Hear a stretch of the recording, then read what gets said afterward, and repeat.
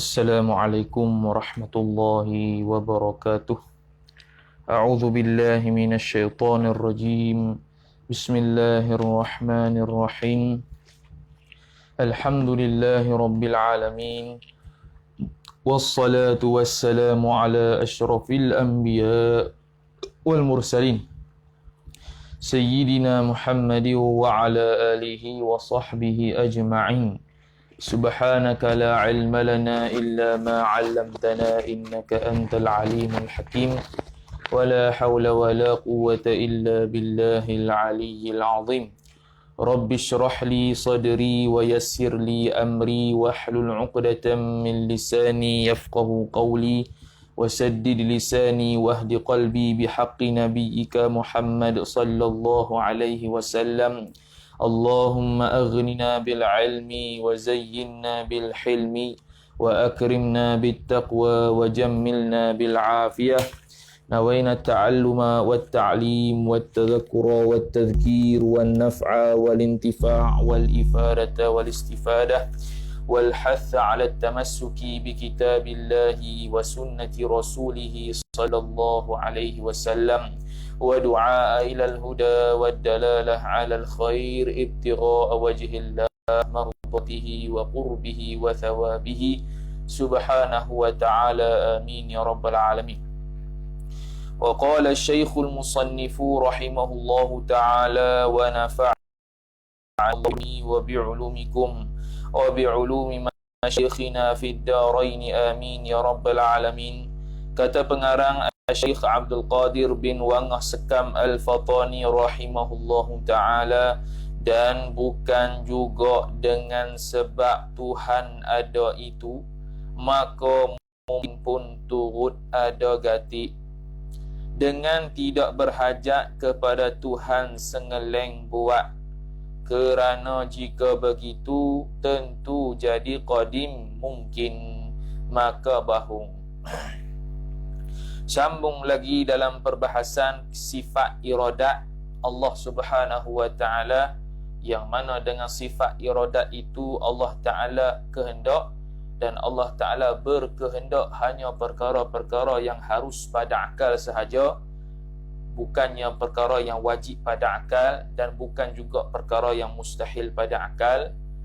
Dia sama muafakat dengan kudrat, dengan makna kalau Allah Ta'ala kehendak kalau Allah Ta'ala buat sesuatu, maka Allah Ta'ala buat itu selari dengan kehendak Allah Subhanahu wa ta'ala. Bukannya Allah Ta'ala membuat sesuatu yang tidak dikehendaki Allah Subhanahu wa ta'ala, kerana itu mustahil pada akal. Allah Ta'ala lalai, Allah Ta'ala nyanyuk, Allah Ta'ala lupa dan sebagainya, dan tergagap, terpaksa. Jadi sambung lagi perbahasan kata musannif rahimahullahu ta'ala. Kata musannif rahimahullahu ta'ala, katanya, dan bukan juga yakni mustahil pada akal juga dengan sebab Tuhan ada itu maka mungkin, iaitu alam ataupun makhluk ataupun benda yang harus pada akal ada dan tak ada sungguh atau tidak, itu pun turut ada gati. Turut ada mungkin tu dengan tidak berhajat kepada Tuhan sengeleng buat, Tuhan mau buat, Tuhan hendak buat. Jadi dengan adanya sifat iradat ini ternafilah perkara-perkara yang mana orang mengatakan, puak-puak falasifah, ahli falsafah yang mengatakan bahawasanya Allah Subhanahu wa ta'ala ni ada, bilanya adanya Allah turut alam tu ada sekali, tanpa perlu kepada kehendak Allah, kudrat Allah bertakluk untuk buat alam. Maknanya automatik. Allah Ta'ala ada automatically, simultaneously, consequently, alam pun turut ada.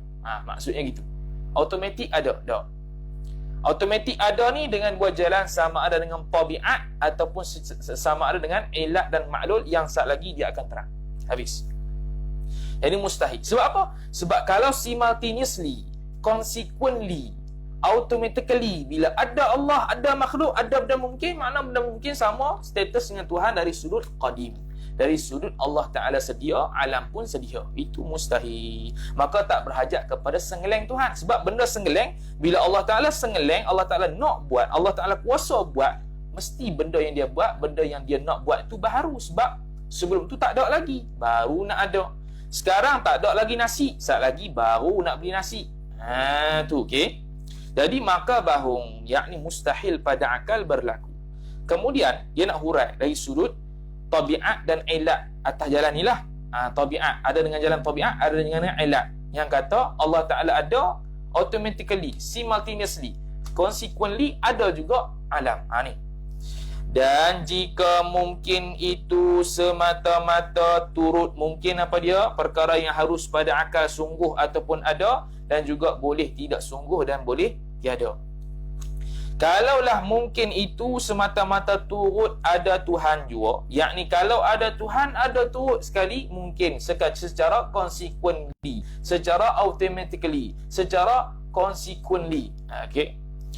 Maka dinamakan ada, yakni ada perkara mungkin tadi dengan jalan ilat, dengan jalan kerana, yakni dengan sebab Allah Ta'ala ada, maka musababnya alam pun ada gatik, Allah pun ada, alam pun ada juga.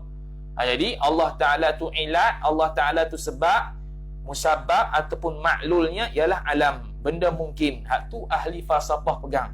Sebab tu ahli falsafah pegang, automatically bila Allah Ta'ala ada, turut ada alam sekali.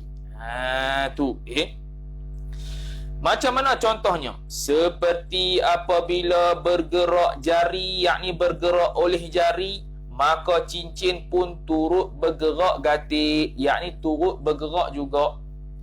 Cincin di jari, kita pakai cincin di jari. Bila kita gerak jari ke kanan, maka cincin sekali ke kanan. Maknanya atas pandangan ni, atas pandangan kata ilat maklul ni, dengan makna cincin itu bergerak dengan sebab bergeraknya jari. Cincin itu bergerak dengan sebab geraknya jari. Kita i'tiqad Ahlus Sunnah wal Jamaah, apabila bergeraknya jari, cincin turut bergerak, itu semua dengan izin Allah Subhanahu wa taala. Dengan kehendak Allah Subhanahu wa taala. Bila Allah Taala kehendak jari ke kanan, Allah Taala pun sekali berkehendak cincin yang ada di jari pun ke kanan.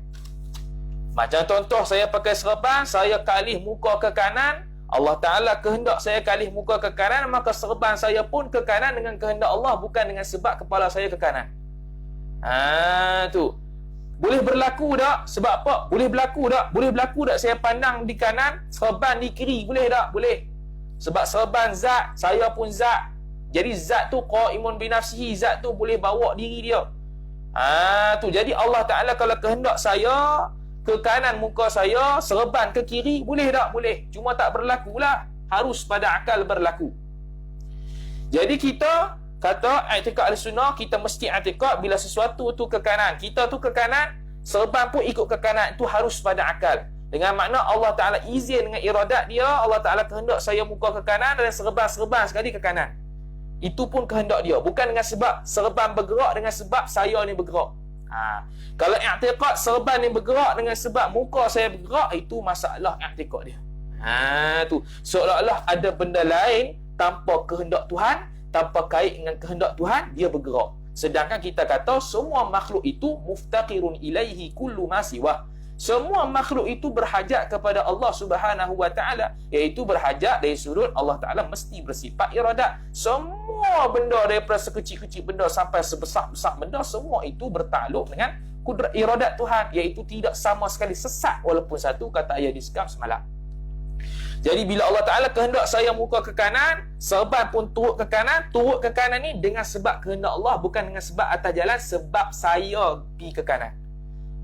Faham? Okey. Habis. Jadi bukan i'tiqad gitu, bukan. Jadi dia buat contoh, bagi misal kata Allah ada, alam pun turut ada gatik, seperti mana cincin bergerak dengan geraknya jari. Ini atas ilat maklul, ini atas pandangan falsafah yang sesat.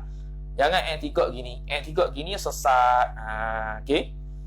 Seolah-olah ada benda yang tidak bertakluk dengan kehendak Tuhan, iaitu serban saya tak bertakluk dengan kehendak Tuhan sebab dia bergerak dengan sebab muka saya bergerak. Itu tak boleh. Dan jari itu, maka cincin pun turut bergerak gatik, yakni turut bergerak juga. Dan jadi itu, yakni dan jari itu, jari yang bergerak bersama, jari itu, jari yang bergerak tu, dinamakan ilat. Ilat ni bahasa Arab. Terjemah mudahnya sebab. Ilat ni punca, sebab, faktor. Dan cincin itu dinamakan ma'lul, musabbab, yang disebabkan. Dengan sebab gerak jari, gerak cincin sekali. Ini atas pandangan ilat dan ma'lul. Adanya Allah, adanya makhluk sekali. Tu adanya Allah, adanya makhluk sekali. Sebab alam ni terlalu lama. Alam ni terlalu lama. Tidak boleh dibuat kajian bila bermulanya alam ni. Bila bermulanya alam ni, tak dapat diketahui. Tu. Sebab tu qadim mereka kata, Allah Ta'ala buat, Tuhan buat. Maka adanya Tuhan sekali ada dengan mungkin gati. Tu. Sekali ada alam itu juga. Tu ilat maklum mustahil. Tu. Dan Tuhan, dari sudut adanya Tuhan, adanya makhluk gatik, dia buat pula. Dan Tuhan dinamakan ilat, dinamakan sebab adanya alam ini. Dan mungkin itu, iaitu benda yang harus ada, harus tak ada, harus sungguh, harus tidak sungguh, itu dinamakan ma'lul, dinamakan musabbab, dinamakan disebabkan sesuatu. Siapa pegang ni? Di sisi falasifah, di sisi ahli falsafah. Jadi sesatlah, tidak boleh. Sebab antara i'tiqad ahli falsafah yang dikatakan kufur oleh Imam Al-Ghazali rahimahullahu ta'ala. Imam Al-Ghazali sebut dalam kitab Al-Iqtisad fil I'tiqad, antara kekufuran ahli falsafah ialah mengiktikad alam ini qadim. Sebab adanya Allah Ta'ala sejak azali, maka Allah mungkin pun qadim juga. Dia kata. Tu okey. Allah Ta'ala pun qadim juga. Mungkin pun qadim juga atas jalan ilat dan maklum. Itu atas salah satu pandangan ataupun i'tiqad kesesatan yang membawa kepada kekufuran oleh ahli falsafah. Jangan i'tiqad gitulah. Okey. Maka tentulah tidak belaka-belaka, yakni tidak berlakunya ada Allah turut ada mungkin gatik atas jalan tabi, atas jalan ilat. Tu atas jalan ilat. Atas jalan apa? Atas jalan ilat. Ni ada tabik cikgu dulu, dia buat ayat balik nak bagi tahu jalan mustahilnya ilat ma'lul. Ni tabik saya lah. Dia kata, jalan boleh kata mustahil Allah Ta'ala jadi alam ini dengan ilat. Jalan, iaitu cara kita nak tahu wajah dilalah dia. Boleh kata mustahil Allah Ta'ala jadi alam ini dengan ilat. Jadi alam ini dengan sebab. Kita nak bandingkan, nak kata mustahil tu, nak bandingkan seperti kita gerak cincin sebab seperti kita gerak jari menjadi sebab kepada gerak cincin. Ataupun ada alam kerana ada Allah. Ada Allah Ta'ala sebab kepada ada alam tu yang turut gatik tu. Okey. Maka tempat yang boleh kita kata mustahil pada akal itu iaitulah uruf. Iaitulah uruf. Okey. Tempat kita boleh kata i'tiraf kata mustahil berlaku begitu ialah kerana uruf. Mana uruf dia? Iaitu jari. Jari kalau bergerak pukul 8, maka gerak cincin pun pukul 8. Okey, betul tak? Kita gerak. Okey, kalau atas jalan ilat maklum ni, kita gerak cincin sekarang pukul 8.30 contohnya. Kita gerak jari 8.30 sekarang ni. Maka cincin pun turut bergerak 8.30. Tidak kurang sesaat, tidak lebih sesaat. Atas jalan ilat maklum ni. Betul. Maka cincin pun bergerak pukul 8 juga. Kalau jari gerak pukul 8, cincin pun gerak pukul 8. Maka kita kias kepada ada Allah turut ada alam gatik itu. Maka ada Allah Ta'ala itu sedia kala. Sedia kala lagi. Adapun ada makhluk ini baru saja. Kalau kita takdirkan ada Allah Ta'ala itu turut ada mungkin gatik, seolah-olah kalau Allah Ta'ala ada sejak azali, mungkin pun automatik ada sejak azali. Betul? Betul lah. Dia kias hak jari dengan gerak jari dengan gerak cincin. Gerak jari pukul 8, automatically, simultaneously, consequently, pukul 8 juga cincin tadi bergerak. Kalau atas jalan ilat maklul. Maka kalau kita nak kiyah pada Allah Ta'ala pun ilat maklul juga adanya alam ni. Maka maknanya Allah Ta'ala ada sejak azali, maka mungkin betul ada gatik sejak azali, tanpa kurang sesaat, tanpa lebih sesaat. Tu. Maka itu mustahil. Sebab apa? Sebab kita kata alam ini baru, makhluk ini baru. Tu okey. Tu topik dia lah. Habis. Kemudian, maka mustahil. Dan tidak juga, ni pun satu lagi, ini atas jalan tabiat pula. Bagi tabai, dia panggil golongan tabai'iyun. Tabiat. Allah Ta'ala ada, turut ada, mungkin gatik atas jalan tabiat, bukan atas jalan ilat maklul, atas jalan tabiat. Dia beza tabiat dengan ilat maklul ialah ilat sebab musabab ni dia tidak ada syarat dan ternafi mani'. Dia tidak ada syarat dan tidak ada ternafinya mani'. Mani' ni penghalang. Kalau tabiat sekali lagi yang kita bicara ni, dia ada syarat dan dia ada mani' yang ternafi, yang mani' ada yang syarat baru boleh berlaku. Tengok macam mana. Dan tidak juga ada mungkin itu, mungkin yang dijadikan Allah itu dengan jalan tabiat. Dengan jalan tabiat Tuhan. Dengan jalan tabiat Tuhan. Titik. Apa jalan tabiat Tuhan? Iaitu jalan tabiat Tuhan tu apabila ada Tuhan serta bersifat dengan ketuhanan, yakni bersifat dengan sifat-sifat ketuhanan. Apa sifat ketuhanan? Dua dulu kita kata, sifat istirna, al-istirna'u an kulli ma siwahu, dan juga muftaqirun ilaihi kullu ma adahu, sifat iftiqar. Yang mana sifat iftiqar ni semua makhluk tanpa sesat sikit pun berhajat kepada Allah, bersifat demikian. Sifat istighna dengan makna dengan sifat tersebut Allah Ta'ala tak berhajat pada yang lain. Kita kata sifat iftiqar ada berapa? 9, iaitu kudrat, iradat, ilmu, hayat, kaunuhu qadiran, kaunuhu muridan, kaunuhu hayyan, kaunuhu aliman, wahdaniyah. Selain daripada tu sifat istighna. Itu sifat ketuhanan, iaitu nak sabit sesuatu itu Tuhan atau tidak, maka mesti ada dua sifat ni. Sebab tu kita tak payah nak kata Tuhan Hindu, Tuhan Buddha, Tuhan Kristian, tak boleh. Sebab mereka itu tidak boleh kita panggil Tuhan, sebab tidak ada dua sifat ni. Hanya panggil Tuhan tu kerana mereka menganggap Tuhan je, padahal pada hakikatnya dia pun bukan Tuhan. Dan kita tak payah nak kata mereka tu ada Tuhan. Jangan. Tuhan mereka tetap Allah.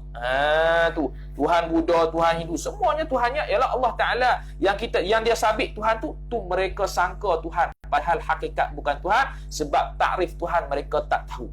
Mereka tak tahu apa sifat ketuhanan. Mereka hanya mencipta Tuhan mereka sendiri. Tu okey. Habis. Jadi dia kata Tuhan itu bersifat dengan sifat ketuhanan dan ternafi Tuhan yang lain. Tuhan yang lain ni mani', penghalang. Ternafinya mani', adanya syarat, itu tabiat. Kalau tak ada kaitan antara mani' dengan ternafinya mani' dan syarat, maka itu dia panggil ilat dan maklul. Yang macam tadi kita bahas oleh ahli falsafah. Jadi sekarang ni atas jalan tabiat, puak-puak tabaiyun, puak sat juga lah. Dia kata, okey, ada syarat, iaitu Allah Ta'ala bersifat dengan sifat ketuhanan. Ternafi mani', ternafi penghalang, iaitu tidak ada Tuhan, ternafinya Tuhan selain Allah Ta'ala. Baik, titik. Maka mungkin pun turut ada atas jalan tu, atas jalan tabiat dengan makna syarat ada, ternafi mani', maka turutlah ada mungkin tersebut. Turut ada selalu, ada terus, ada selalu apa dia? Macam kita terjemah tadi lah bahasa Inggeris, consequently, simultaneously, automatically, ada terus. Okay. Dia bagi contoh, seperti api apabila bersentuh dengan satu benda. Api bersentuh dengan satu benda. Dia nak kata kalau api itu nak membakar atas jalan puak sesak ni, okey, dia kata kalau api itu nak membakar mesti ada syarat, iaitu bersentuhnya api dengan satu benda. Itu syarat.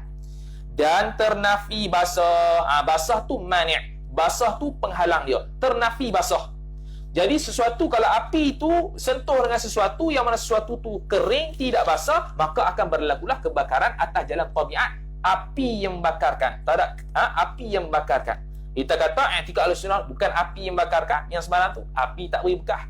Api bukan membakarkan, hanya Allah Ta'ala yang memberi bekas. Api itu atas jalan adat saja membakarkan. Boleh tak api itu sejuk? Boleh. Buktinya Nabi Ibrahim AS kena campak api yang membara, dia sejuk. Kerana apa? Kerana Allah Ta'ala memberikan dia sejuk. Memberikan api itu sejuk. Tu, okey. Itu harus pada akal api ini sejuk.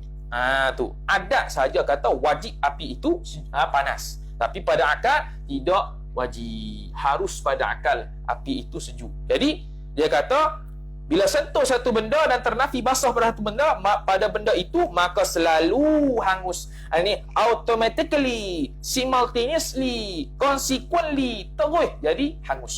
Betul tak? Betul tak? Atas jalan adat lah. Ni atas jalan adat, tapi mereka kata atas jalan tabiat, hak ni lah, apilah yang beri bekas. Seolah-olah apa dia? Seolah-olah tidak perlu kepada kehendak Allah. Api apabila letak pada satu benda, terbakar api dengan sebab api, dengan makna mereka menafikan bahawasanya Allah Ta'ala berkehendak untuk membakarkan kertas tersebut dengan sebab atas jalan wasitah, atas jalan penengahan, yang mana api yang bakarkan Allah Ta'ala tak kehendak bakar pun. Itu mustahil. Maknanya apa sebab apa mustahil? Sebab maknanya api membakar kertas itu tanpa perlu kepada iradat Allah Ta'ala. Oh, hebat lagu tu. Api membakar tanpa perlu kepada kehendak Allah membakarkan kertas tersebut. Itu mustahil. Sebab muftaqirun ilaihi kullu ma siwah. Setiap benda berhajat kepada Allah Ta'ala bersifat iradat untuk berlaku pada diri seseorang apa yang nak berlaku. Tu. Okey. Selalu hangus. Maka tentu bukan begitu, yakni mustahil pada akal bukan begitu sekali. Sebab apa? Kerana jika begitu, yakni jika kita ikut atas jalan tabiat, iaitu ada Allah, ada selalu makhluk sejak azali, dengan syarat adanya Allah Ta'ala bersifat dengan sifat ketuhanan, iaitu istighnaq dan iftiqar, dan Allah ternafi yang syarat, iaitu ternafi yang mani', ternafi yang penghalang, iaitu ada Tuhan selain Allah Ta'ala. Kalau kita jalan begitu atas puak-puak tabaiin dan puak-puak falasifah begitu, tentu mungkin benda yang harus pada akal tadi tu jadi qadim. Bila jadi qadim, maknanya benda mungkin itu wajib pada akal ada sejak azali. Maka muqabilul haqaiq dia panggil. Bercanggah pada hakikat. Hakikat benda tu benda harus pada akal, dengan mana boleh ada, boleh tak ada, tapi dia qadim pula. Qadim ni kalau benda yang ada itu qadim, maknanya wajib pada akal, dia ada sejak azali. Wajib pada akal bercanggah dengan harus pada akal. Haza mustahil. Muqabilul haqaiqi mustahilun. Bercanggah dengan perkara hakikat sebenar itu mustahil. Nak kata ni harus pada akal ke wajib pada akal? Kata harus pada akal benda mungkin, tapi tiba-tiba qadim wajib pada akal ada pula. Mana boleh gitu? Tu bercanggah dua benda hakikat. Juga. Sebab apa jadi qadim juga? Kerana sedia kala Tuhan bersifat dengan ketuhanan atas jalan tabiat ni. Tu syarat dia. Syarat Tuhan ada sifat ketuhanan dan ternafi Tuhan yang lain pun sedia kala juga. Itu ternafinya mani'. Maka ada yang alam sedia kala juga. Dia kata gitu. Itu puak sesat. Ahlus sunnah kata gitu, bukan begitu. Sebab Ahlus sunnah kata bukan begitu. Kalau dia nisbahkan, dia contohkan api membakar pada kertas tadi, api ada bersentuh dengan sesuatu, kemudian sesuatu tu pula kering, boleh tak tidak terbakar? Boleh. Harus pada akal nak terbakar, harus pada akal nak menghangus, harus pada akal tidak terbakar. Sebab itu makhluk Allah Subhanahu Wa Taala. Allah Taala boleh nak jadikan api bersentuh dengan kertas yang tak basah itu tak terbakar pun boleh, seperti mana Nabi Ibrahim alaihi salam kena pada api tak terbakar. Kalau kita tak faham hukum adat lagu ni, maka kita akan silap faham, bahkan kita boleh mengingkari mukjizat yang perkara-perkara luar biasa yang berlaku kepada Rasul dan Anbiya. Sebab tu kena faham elok hukum adat dengan hukum akal, apa bezanya. Tu logik dengan benda yang tak biasa berlaku itu lain. Logik itu hukum akal, boleh berlaku. Tak pernah berlaku, tak semestinya tak boleh berlaku. Kita boleh dah ada 1000 tanduk? Boleh. Dah berlaku tak? Tak berlaku. Tak berlaku lain dengan boleh berlaku. Tidak berlaku pada adat lain daripada boleh berlaku dari sudut akal. Kuncing, gajah boleh ada 1000 kepala tak? Boleh. Sebab apa? Sebab tu kuasa Tuhan. Tu harus pada akal. Gajah tu harus pada akal. Maka Allah Ta'ala nak buat 1000 kepala gajah, boleh tak? Boleh. Berlaku tak lagi? Tak berlaku pada adat lagi, cuma boleh Allah Ta'ala buat. Tu. Okay? Habis, kemudian barulah kejap iman kita. Tu. Corona, COVID-19. Tu. COVID-19 benda harus pada akal tak? Benda harus pada akal. Maknanya boleh hilang dah esok. Boleh hilang esok. Esok serta merta satu dunia boleh hilang COVID-19 dengan kuasa Tuhan. Harus tak pada akal? Harus. Yang kata mustahil, mustahil lah, Malaysia pun 3,000 lebih. Tu tak faham kuat akal. Itu boleh bawa kepada narud. Boleh bawa kepada i'tiqad yang tak tu. Seolah-olah dia menafikan kuasa Tuhan, yang mana Tuhan boleh membuat esok hilang corona. Seolah-olah dia menafi hak tu. Boleh bahaya i'tiqad itu walaupun benda makhluk je. Sebab tu kena ngaji akidah elok. Tu fardu ain. Tu. Okay? Boleh tak kuasa Allah Ta'ala esok bagi COVID semua hilang satu dunia? Boleh. Tu. Atas jalan adat sahaja mustahil. Sebab apa? Atas jalan asbab musabab, adat mustahil lah esok semua hilang. Tapi kuasa Tuhan boleh tak? Boleh. Buat. Harus pada akal, cuma mustahil pada adat. Tu. Habis. Kemudian dengan ketuhanan, maka dia kata dan ternafi Tuhan yang lain pun sedia kala juga, maka tentu mungkin pun sedia kala juga. Atas takdir taba'iyun yang sesat tadi, Tuhan alam pun sedia kala jugalah. Kalau Allah Ta'ala ada syarat sifat istighna, iftiqar, dan ternafinya Tuhan lain selain daripada Allah Ta'ala, maka ada syarat, ada ternafi yang manik, maka adanya Allah Ta'ala dengan syarat-syarat yang ternafi manik tersebut ada sekali turut mungkin. Tu mustahil. Maka tentulah bahawa yakni mustahil pada akal berlaku. Wallahu a'lam, ay wallahu a'lamu bihaqiqati ma aqulu laka. Habis. Tu sifat iradat. Kata musannif rahimahullah, sifat yang seterusnya pula, dan kena kita kata ada Tuhan itu ilmu. Dia kata, dia ibarat, dan kita kena reti yakni sungguh faham di zihin, kata ada Tuhan itu ilmu, yakni ada sifat ilmu. Dulu dia ibarat sungguh ya pada sifat salbiah dengan nafsiah. Sebab apa sini kata ada? Sebab ilmu adalah sifat ma'ani. Sifat ma'ani jenis wujudi, sifatun qadimatun azaliyatun qaimatun bidatillahi ta'ala. Sifat yang qadim, yang azali, yang ada di zat. Tu membezakan antara salbiah, nafsiah dan ma'nawiyah. Tu okey. Habis. Jadi Allah Ta'ala yang seterusnya sabit dengan ilmu. Sebab apa dia sabit selepas sifat ilmu selepas sifat iradat? Macam kita kata semalam, sebab dia muwafaqah. Sesuatu Allah Ta'ala tidak boleh berkehendak sesuatu melainkan dia tahu benda apa yang dia nak kehendak tu. Maka sabitlah sifat ilmu. Tu ilmu. Apa ilmu? Iaitu ilmu pengetahuan. Ulama dulu terjemah mengetahui. Kita dah faham dah dulu, mengetahui itu kena kepada perbuatan, sifatul fi'li. Padahal ini bicara sifatul dzat. Mengetahui secara mubadaratul fahmi, faham secara latahnya kita faham mengetahui itu perbuatan. Padahal dia nak bicara tentang sifat yang ada di zat, bukannya perbuatan. Dengan sifat ilmu lah Allah tahu, dengan sifat ilmu lah Allah mengetahui. Tu baru ta'aluk. Baru ta'aluk. Allah Ta'ala ada sifat pengetahuan, barulah dia tahu. Dengan sifat pengetahuan itulah Allah mengetahui. Bila kata wa huwa alimum bidzatis sudur, Allah Taala tahu. Bila kata Allah Taala mengetahui, automatik bila kata mengetahui, faham sesudah daripada mengetahui itu Allah Taala bersifat dengan sifat ilmu. Macam kita mengetahui, makna kita bersifat dengan sifat ilmu. Kita tak tahu, kita jahil, kita bersifat dengan jahil. Tu okey. Okey.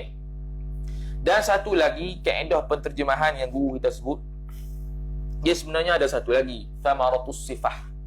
Thamaratus sifah dengan ta'alluq. Sifat ma'ani ni, contoh kita kata pekuasa. Pekuasa tu sifat ma'ani. Dengan sifat pekuasa tu Allah Ta'ala kuasa. Kuasa. Terjemah kuasa tu thamaratus sifah.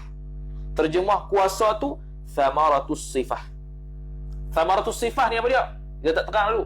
Thamaratus sifah ni ialah hasil daripada Allah bersifat ni jadi apa? Hasil daripada thamarah tu buah, hasil. Thamaratus sifah, hasil bersifat. Hasil daripada Allah bersifat berkuasa, bersifat kudrat, Allah Ta'ala apa dia? Allah Ta'ala kuasa. Terjemah kuasa. Kuasa apa dia? Kuasa buat alam berkuasa.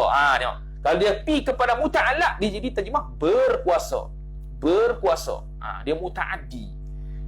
Tu berkuasa. Allah Ta'ala berkuasa buat alam. Bila kait dengan muta'allaq, jadi berkuasa. Kalau kuasa, itu thamaratus sifah. Tak berkait dengan muta'allaq. Tu kalau perbahasan terjemahan guru kita lah. Hasil daripada yang lah. Tu ada beza terjemahan tu. Dakik sungguh ulama kita. Tu sifat ma'ani dia terjemah berkuasa. Dengan sifat berkuasa, Allah kuasa. Kuasa tu thamaratus sifah. Tapi kalau berkait dengan muta'allaq, berkait dengan alam, buat itu, buat ini, Allah berkuasa. Tu dia panggil berkait dengan muta'allaq, bukan semata-mata thamaratus sifah. Iradat, terjemahan dia sifat ma'ani, berkehendak. Dengan sifat berkehendak, Allah kehendak. Itu thamaratus sifah. Kehendak apa? Kehendak benda-benda yang apa yang Allah Ta'ala nak kehendak, itu berkehendak. Berkehendak ta'aluk. Kehendak thamaratus sifah. Hasil daripada Allah bersifat dengan berkehendak, dia kehendak.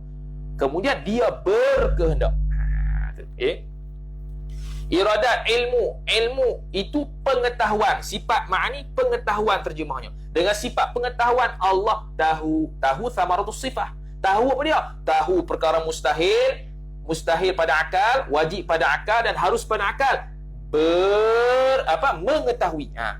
Dengan sifat pengetahuan, Allah Ta'ala tahu thamaratus sifah. Tak berkait dengan apa benda yang Allah Ta'ala tahu. Bila berkait dengan muta'allaq, berkait dengan apa yang Allah Ta'ala tahu, Allah Ta'ala mengetahui perkara mungkin, mengetahui perkara mustahil, mengetahui perkara wajib.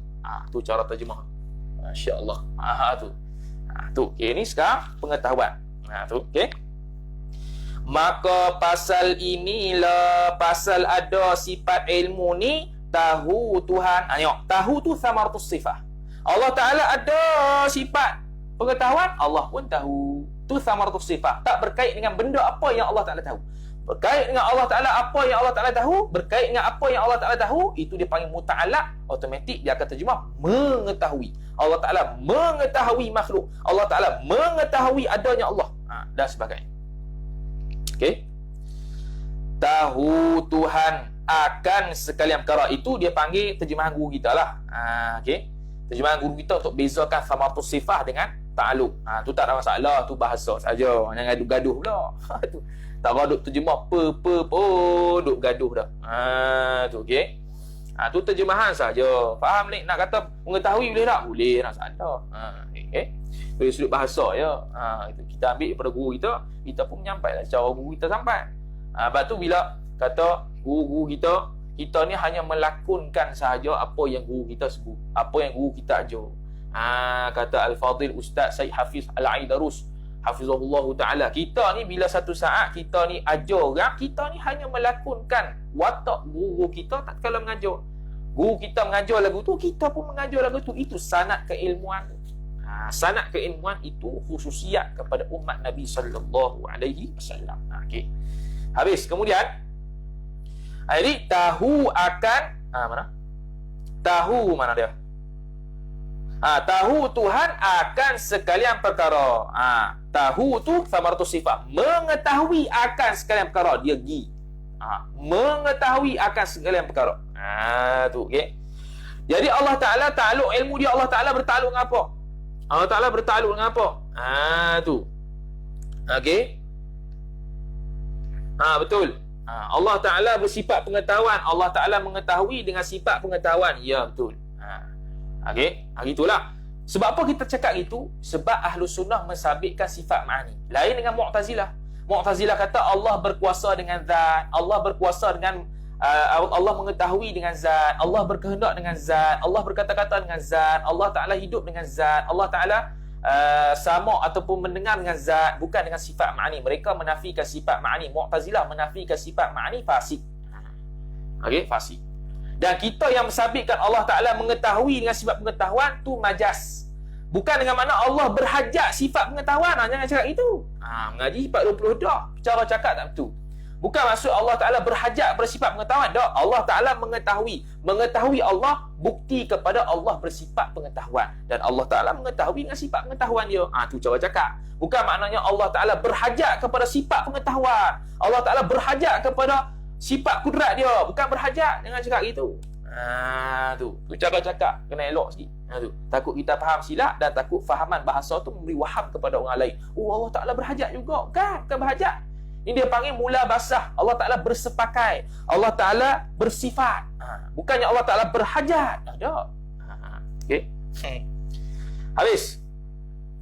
Jadi Allah Ta'ala dengan sifat pengetahuan, Allah Ta'ala tahu. Tu thamaratus sifat. Dengan tahu Allah Ta'ala mengetahui, itu ta'aluk. Allah Ta'ala bertakluk dah tu. Mengetahui perkara-perkara. Perkara apa? Akan sekalian perkara, yakni perkara yang wajib pada akal, iaitu berkait dengan zat dan sifat Allah Ta'ala, wajib pada akal tu. Perkara yang mustahil pada akal dan perkara yang harus pada akal, semua Allah Ta'ala tahu. Dan ta'aluk ini dia panggil ta'aluk inkishaf, ta'aluk nyata. Terjemah pada rahimahullah, ta'aluk nyata, inkishaf nyata, yakni nyata di Tuhan dengan sifat pengetahuannya, nyata perkara-perkara mustahil, nyata perkara-perkara yang wajib, nyata perkara-perkara yang harus pada akal. Tu. Jangan kata alat. Jangan kata alat. Tu. Bolehkah kita kata sifat berkuasa ini alat? Jangan alat. Tu maknanya Allah Ta'ala berhajat pada alat. Tu bukan itu. Okey? Tu. Okey, Allah Ta'ala muttasifun bisifatil kalam. Ba di situ bukan balil alah, tapi balil mulabasah. Ni kalau mengaji Arab tahu.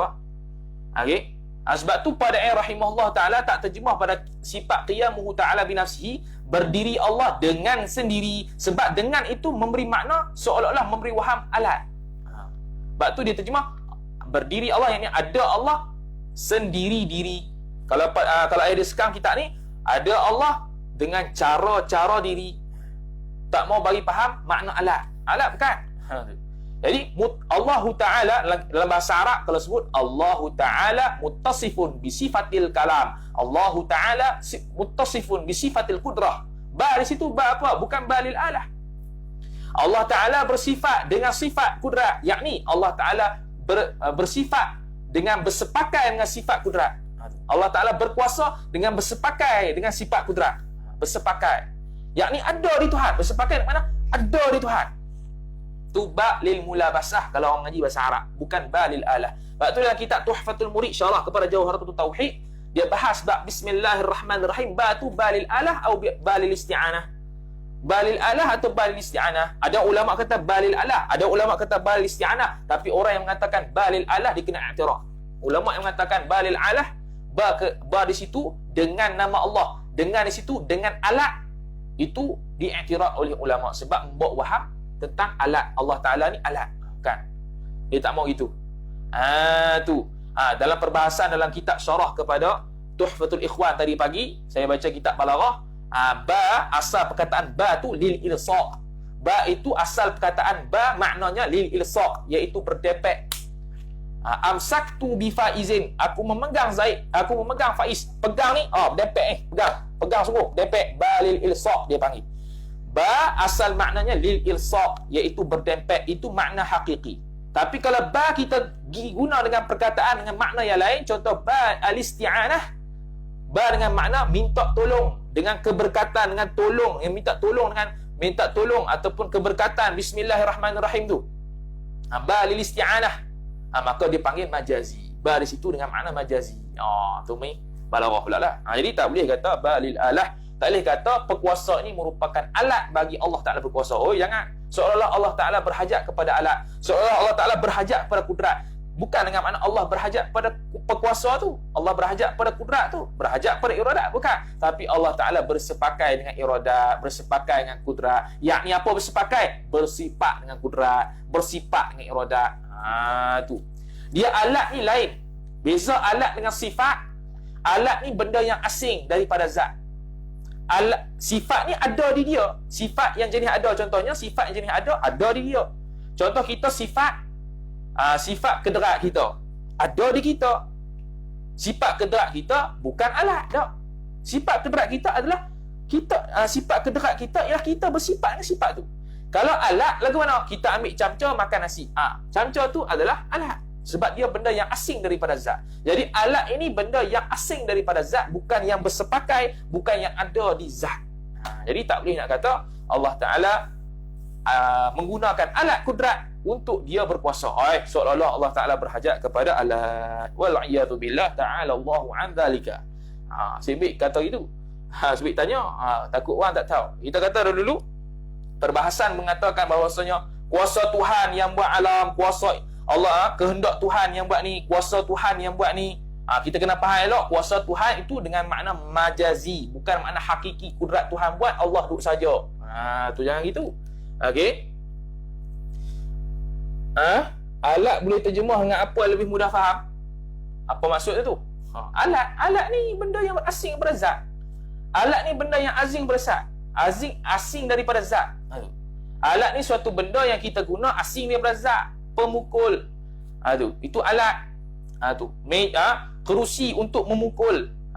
Kerusi untuk memukul. Kerusi tu alat. Benda yang asing daripada kita. Bukan sifat kita kerusi tu. Garpu. Nak makan mi, guna garpu. Garpu tu alat. Kita nak sapu lantai, guna penyapu. Penyapu tu alat. Tu okey. Kemudian ada orang iktiraf lah, yang pe ni berkuasa, berkehendak. Pe ni kepada alat. Penyapu. Tu penyapu. Dak, kita kata bukan nak ke alat. Tu sebab Zahir faham pe ni alat lalu. Tak. Tu tak.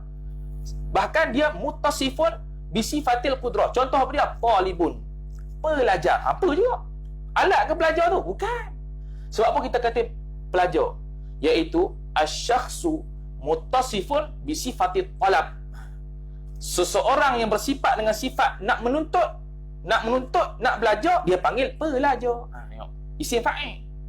Isim fa'il. Ni main habislah syarat ni. Seorang tanya habis. Kaedah syarat keluar habis. Sebab tu dalam sifat maknawiyah nanti, kaunuhu qadiran, keadaan Allah Ta'ala yang berkuasa, bukan yang berkuasa. Sebab maknawiyah itu nak kata sifat makni ada di zat. Sifat makni berkuasa, berkuasa tu ada di zat, bukan nak kata Allah berkuasa. Tu sifat maknawiyah. Hak lagi payah sikit ni, nanti akan datang ni. Maknawiyah cerita tentang sifat makni ada di zat. Tu. Bukan nak cerita tentang kuasa Allah, tak. Nak cerita tentang ada sifat kudrat di Allah, ada sifat iradat di Allah, ada sifat hayat di Allah. Tu. Okey, habis. Tu nanti ya. Tu.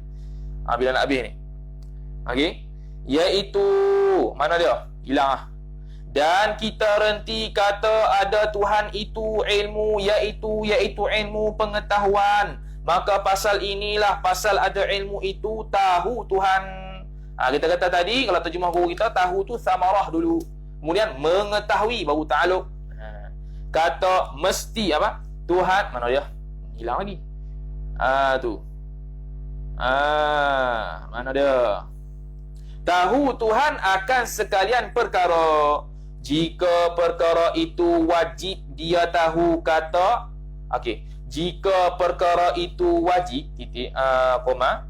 Jika perkara itu wajib, yakni wajib pada akal. Mana wajib pada akal? Zat Tuhan dan segala sifatnya itu wajib pada akal.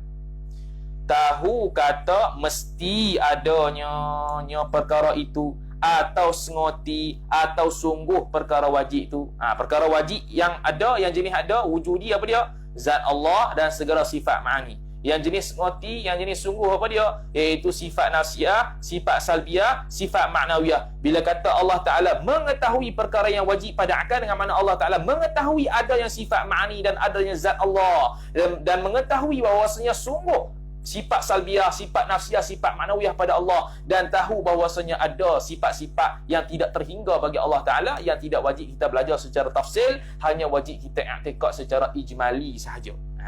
Tu wajib pada akal.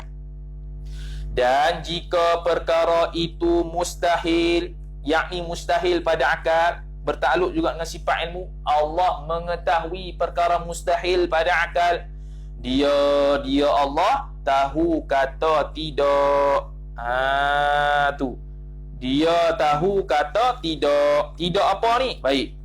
Tidak sungguh lah. Tidak sungguh dan tidak ada. Tidak yakni tidak ada, lagi tidak sungguh. Tidak ada pun, tidak ada ataupun tidak sungguh. Macam tadilah, wajib, ada dan sengoti. Ini tak ada, dan tak semati. Baik. Kalau mustahil, Allah Ta'ala mengetahui perkara yang mustahil. Macam mana Allah Ta'ala mengetahui perkara yang mustahil? Dobit dia dua.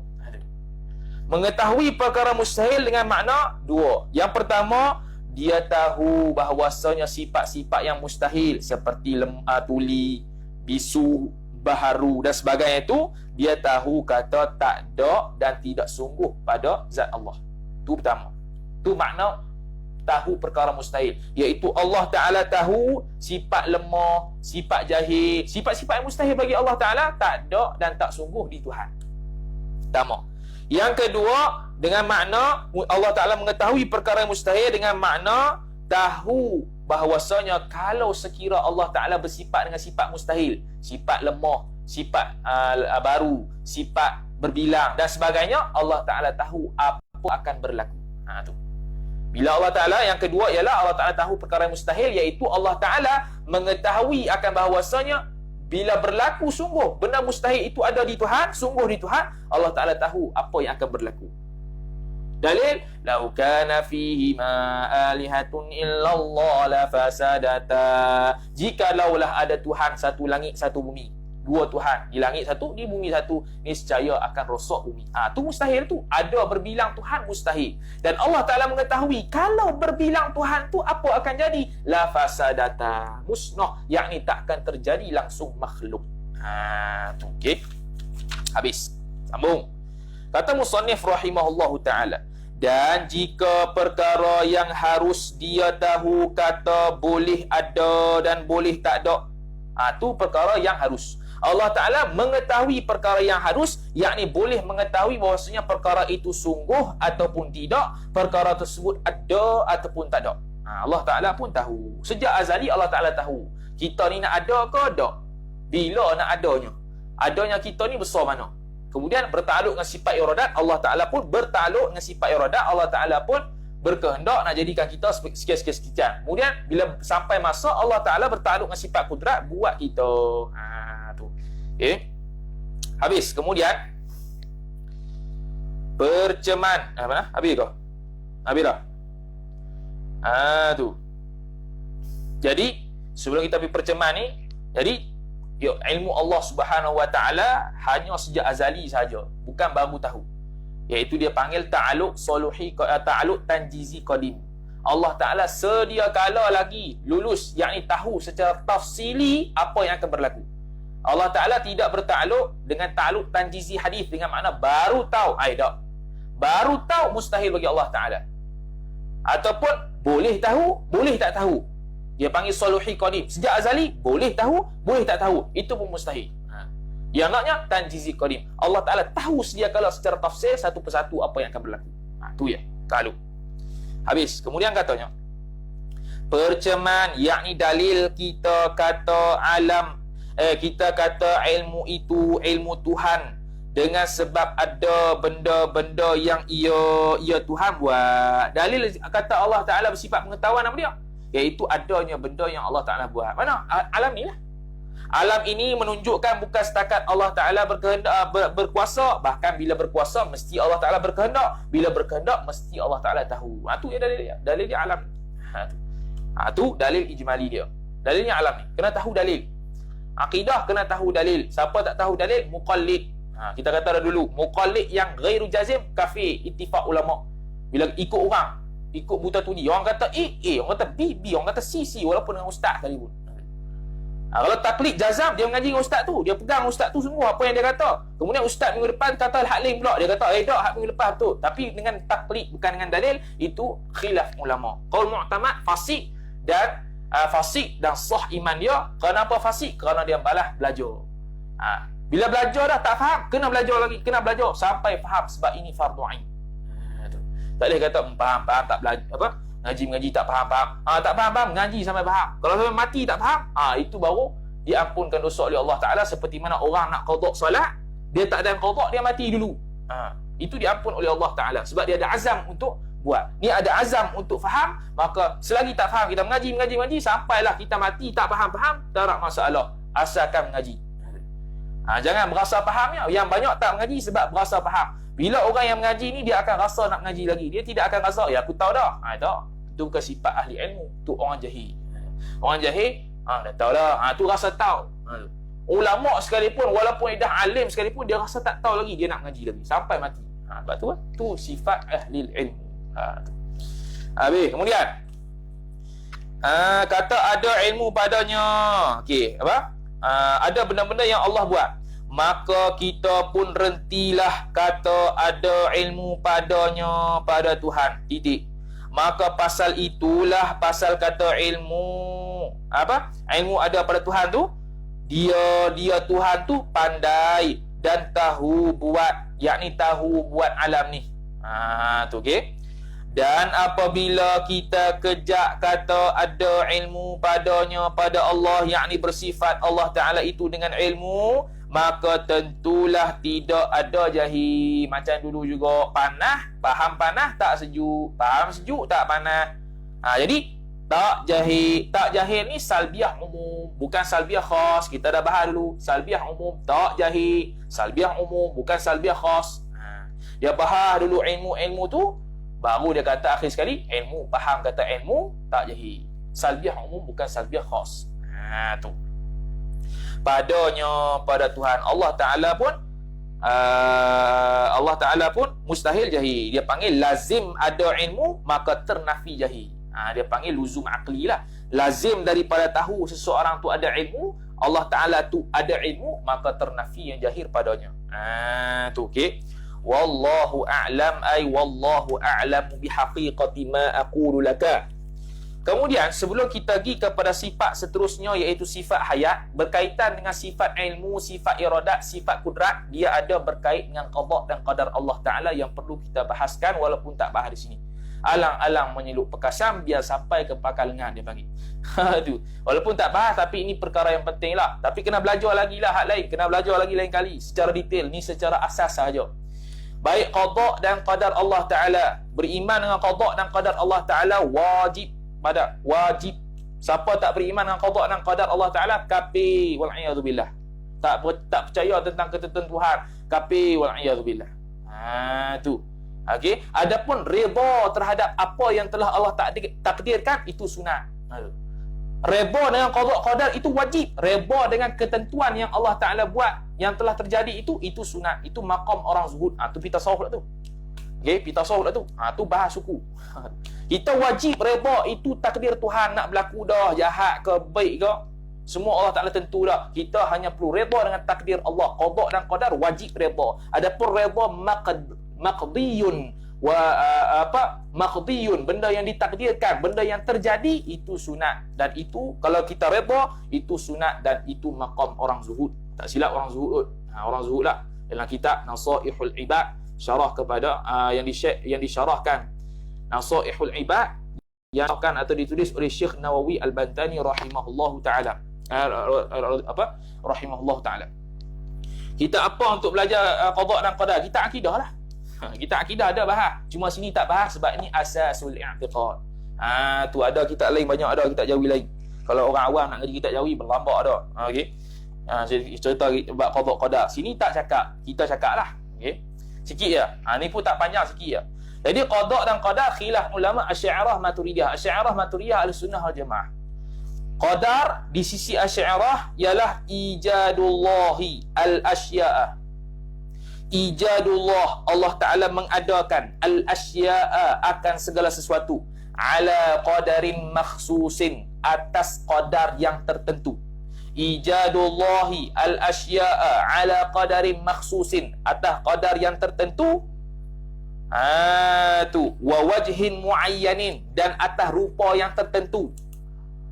Okey, aradahullahu ta'ala, seperti mana kehendak oleh Allah Subhanahu wa ta'ala. Ijadullah al-asya'a ala qadarin makhsusin wa wajhin muayyanin, aradahullahu subhanahu wa ta'ala. Tu ta'rif qadar di sisi Asy'ariyah, ulama Asy'ariyah. Apa dia ni? Ni terkena, bila faham ta'rif lagu ni, maknanya qadar ialah terkena kepada ta'alluq sifat kudrat yang tanjizi hadis. Allah Ta'ala buat cipta, buat sesuatu, memberi rezeki, baru beri rezeki, baru buat, baru itu buat dengan menunjukkan kuasa Allah Ta'ala. Itu sifatul fi'li, itu terkait dengan sifat kudrat. Sifat kudrat Allah dengan sifat kudrat Allah, Allah Ta'ala kuasa buat itu, mengadakan sesuatu atas jalan tertentu, atas qadar yang tertentu. Itu menunjuk kepada sifatul fi'li, iaitu berkuasa. Bukan penguasa, berkuasa Allah. Tanjisnya sifat kudrat Allah Ta'ala, lulusnya sifat kudrat Allah Ta'ala. Allah Ta'ala telah membuktikan, menzahirkan sifat kudrat Allah Ta'ala dengan buat alam ini, dengan buat sesuatu dan sebagainya. Tu. Okey. Itu qadar dari sudut Asy'ariyah. Qadar dari sudut takrif ulama Maturidiyah. Ahlussunnah juga Maturidiyah. Cuma kita jumhurnya Asy'ariyah. Malaysia, Indonesia dan semuanya itu Asy'ariyah. Siapa yang selain daripada Asy'ariyah, i'tikad yang selain Asy'ariyah seperti Salafi dan Wahabi, Jahmiyah, Qadariyah, Mu'tazilah, Jabariyah, yang lain, itu semua sesat.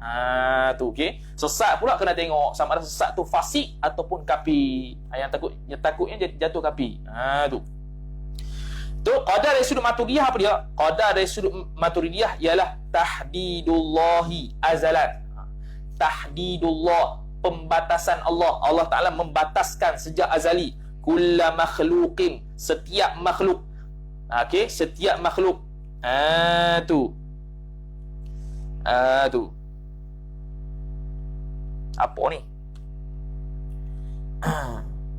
Okey. Tak jelas pula tulisan. Tu.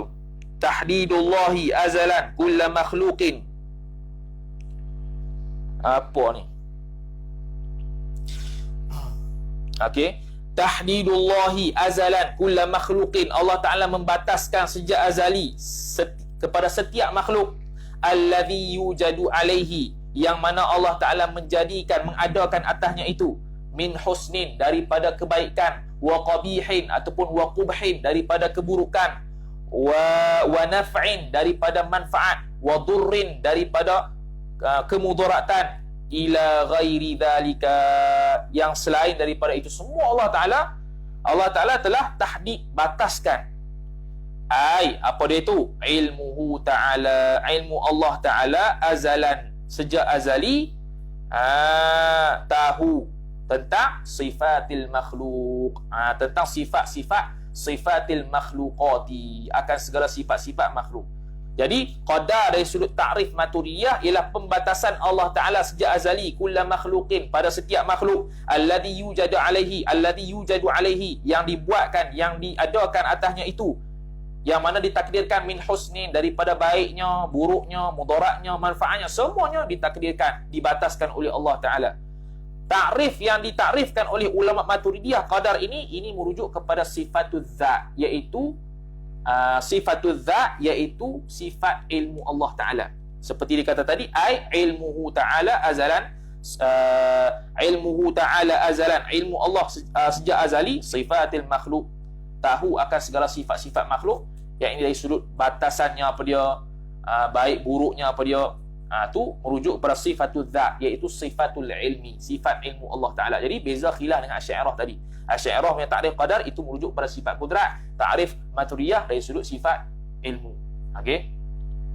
Jadi kita kena faham bahawa semua perkara, baik ke buruk ke manfaat ke mudarat, semua daripada Allah Ta'ala. Jangan kata benda yang baik sahaja dari kita, benda yang baik sahaja daripada Allah Ta'ala, yang buruk bukan daripada Allah Ta'ala, daripada diri saya sendiri. Itu tak betul. Itu Mu'tazilah. Adapun kita kata yang baik daripada Allah, yang buruk daripada diri saya sendiri, itu cakapan adab.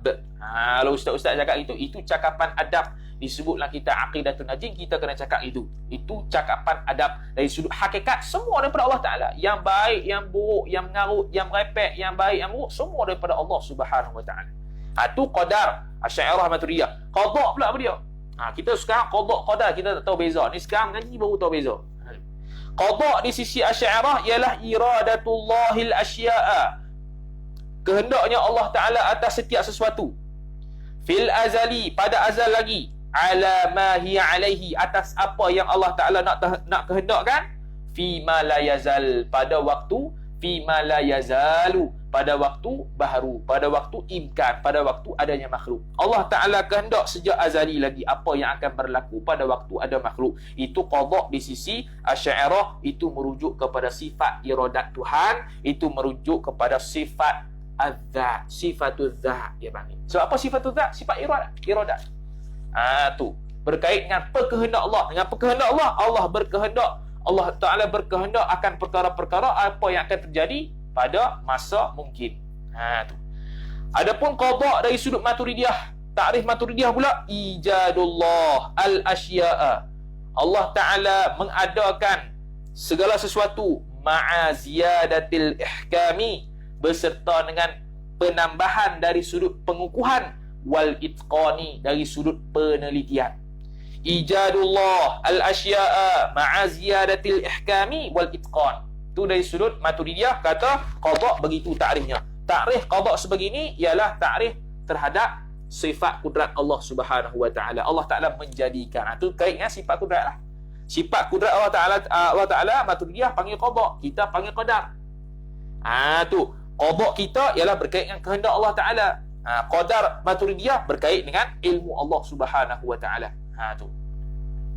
Jadi kita kewajib i'tikad semua benda yang baik buruk semua daripada Allah Taala. Cuma cakapan adab kita wajib cakap, kita sandar buruk pada kita, sandar baik hanya kepada Allah Subhanahu wa taala. Tu okey. Habis.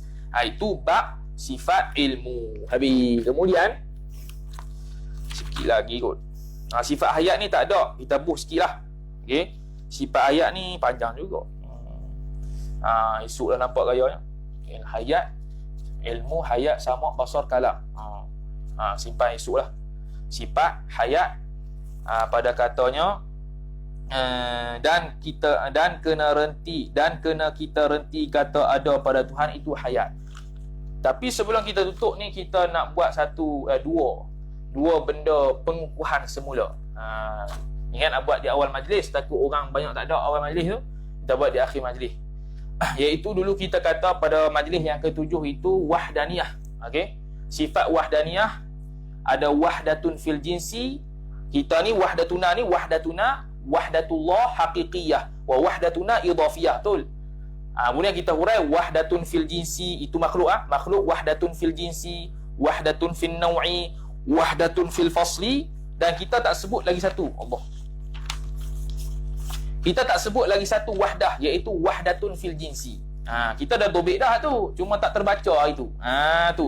Kita teringat ni sebab apa? Sebab semalam ada kelas Hasyiah Syarqawi ala Hidi dia sebut. Jadi kita sebutlah hari ni.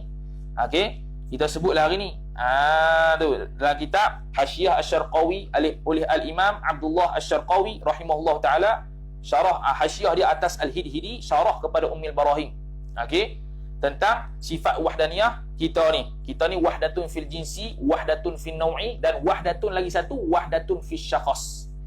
Wahdatun fil syakhs ditambah satu lagi wahdatun fil syakhs, iaitu kita ini wahdah, kita ini bersatu dari sudut kepingan-kepingan ataupun gabungan-gabungan daripada anggota kita ni jadi satu syakhs, satu individu.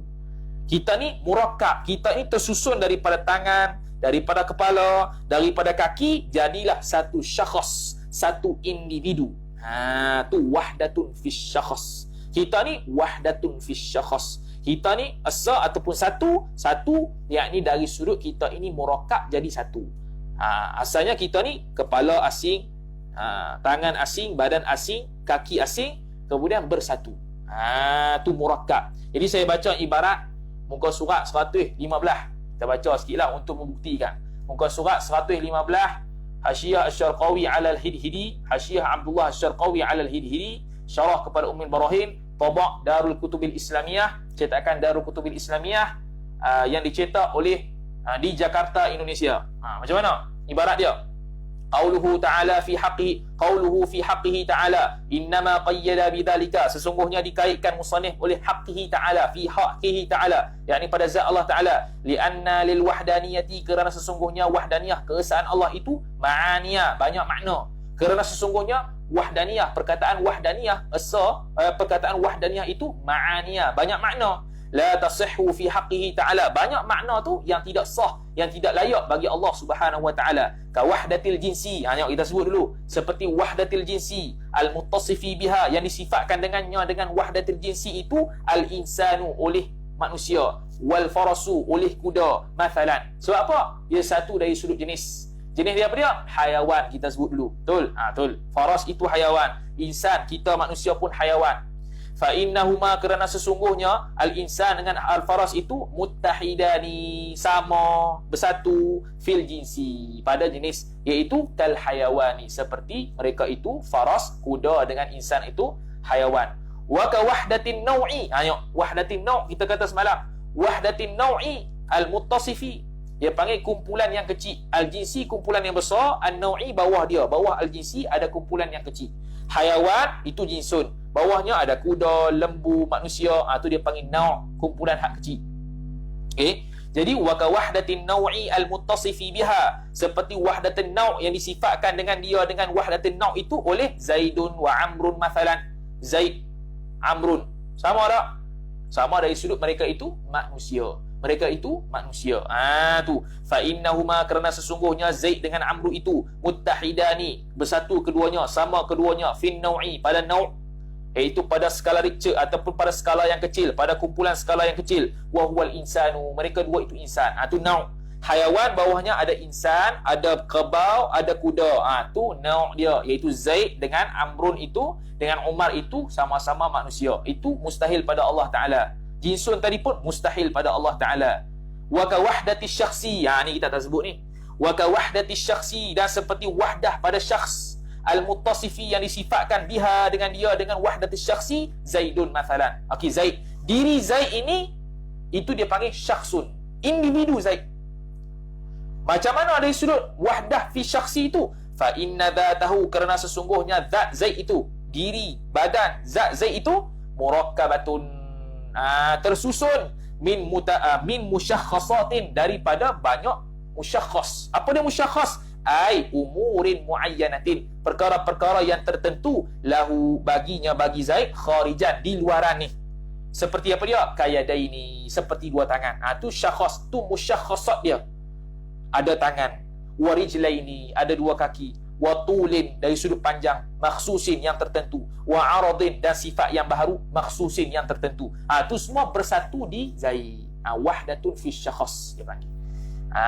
Tu wa ka ghairi dzalika, dan begitu juga selain daripada itu, minal wahdati, daripada wahdah, nak kata wahdaniyah yang al-mustahilati, yang mustahil, fi haqqihi ta'ala, pada hak Allah Subhanahu wa ta'ala. Allah Ta'ala bukan wahdah fil jinsi, bukan wahdah fil naw'i, bukan wahdah fil syakhas, dan kita kata itu wahdah fil fasli pun bukan, fil fasl pun bukan. Tu. Itu satu. Dan lagi satu lagi berkenaan dengan, kita kata dulu arad itu la yabqa zamanain. Kita kata itu pandangan mu'tamad. Sebenarnya tu bukan pandangan mu'tamad. Tu pandangan mu'tamad ialah yabqa zamanain, kekal dua masa. Yang kata la yabqa zamanain itu pandangan Imamul Haramain, pandangan Imam Abul Hasan Al-Asy'ari dan jumhur ulama, tapi dikritik oleh jumhur, oleh kebanyakan minal mutakallimin, daripada ulama-ulama kalam, ulama-ulama usuluddin. Dia kata dak, yabqa zamanain, arad itu kekal dua masa juga. Tu. Tapi itu khilaf, tak ada masalah tu. Cuma kita kata dulu la yabqa zamanain sebab apa? Sebab guru disebut. Guru bawa pandangan al-aradu la yabqa zamanain. Seperti mana guru-guru bawa pandangan bahawasanya bertaklid dalam akidah ini kafir, padahal itu bukan pandangan sahih. Pandangan sahihnya ialah bertaklid dalam akidah secara jazam ini, yang kalau ghairu jazam itu tak ada khilaf, kafir. Yang secara jazam ni, para guru kita selalu bawa pandangan Imam Sanusi yang dhaif itu, yang kata kafir siapa yang taklid. Padahal yang sahihnya, qaul yang sahihnya fasik, sebab dia tak belajar, walaupun sah iman dia. Tanggunglah setiap saat tu dosa besar sebab tak belajar akidah. Tapi pandangan ulama yang kata kafir itu sebab apa tu kita selalu bawa? Sebab dia itu untuk memberi targhib kepada orang ramai, orang awam, untuk betul-betul ihtimam, ambil berat tentang akidah, belajar sungguh-sungguh, sampai jangan sampai tahap taklid, mesti berdalil, sekurang-kurangnya berdalil dengan dalil ijmali, barulah lepas fardu ain kita. Jadi kita baca ibarat arad itu khilaf ulama, yabqa zamanain ataupun la yabqa zamanain, sebagai penutup kita hari ini. Juga dalam kitab yang sama, Hasyiah Asy-Syarqawi ala Al-Hidhidi, syarah kepada Ummul Barahin, muka surat 129, tabaq Darul Kutubil Islamiyah, yang dicetak oleh di Jakarta, Indonesia. Kata apa dia? Wa kalamu Imamil Haramaini, dan kalam perkataan Imamul Haramain guru kepada Imam Al-Ghazali rahimahullah ta'ala, al-madhkuru yang disebutkan, mabniyun dibina ala dha'ifin, ala qaulin dha'ifin, atas pandangan yang dhaif. Apa dia pandangan dhaif tu? Wahwa, iaitu annal arada, bahwasanya arad itu la yabqa zamanain, tidak kekal dua masa. Warajihu, tapi atas pandangan yang rajih, khilafuhu, iaitu yabqa zamanain, kekal dua masa. Li'annahu, kerana bahwasanya, sebab apa kau dhaif? Wa in kana mansuban lil asy'ari, meskipun pandangan yang kata la yabqa zamanain, arad tidak kekal dua masa itu dinisbahkan kepada al-Imam Abul Hasan al-Asy'ari, lakin ankarahu alaihi kathirun minal mutakallimin, akan tetapi diingkarilah akan pandangan tersebut oleh kebanyakan ulama-ulama kalam, ulama-ulama usuluddin. Wah, okey, habis. Kemudian walhasilu, kesimpulannya, anna kaunal aradi, bahwasanya arad itu la yabqa zamanaini, tidak kekal dua masa tu, ialah qaulul asy'ari, pandangan al-Imam Abul Hasan al-Asy'ari, wal jumhuri, dan pandangan jumhur ulama juga ni walaupun dhaif. Wa bana alaihi Imamul Haramain, dan itu juga pandangan Imamul Haramain, ma dzukira, benda yang disebut itu, benda yang telah disebutkan, iaitu la yabqa zamanain, arad itu. Wal mu'tamadu, ay wal qaulul mu'tamadu, atas pandangan mu'tamad, annahu, bahwasanya arad itu yabqa zamanain, kekal dua masa. Tu je.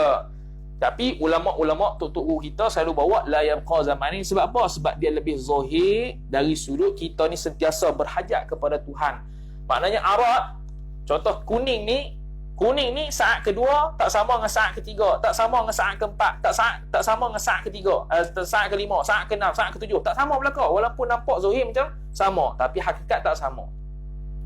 Sebab apa? Sebab itu lebih zahir dari sudut, maknanya kita ni sentiasa berhajat kepada Allah Subhanahu wa taala yang bersifat dengan sifat kudrat, yang berkuasa untuk mengubah arad ini, yang berkuasa untuk mengadakan kita, yang berkuasa untuk meniadakan kita, agar kita sentiasa bertawakal dan berhajat kepada Allah Subhanahu wa taala. Usahalah macam mana sekalipun, jangan lupa Allah Subhanahu wa taala.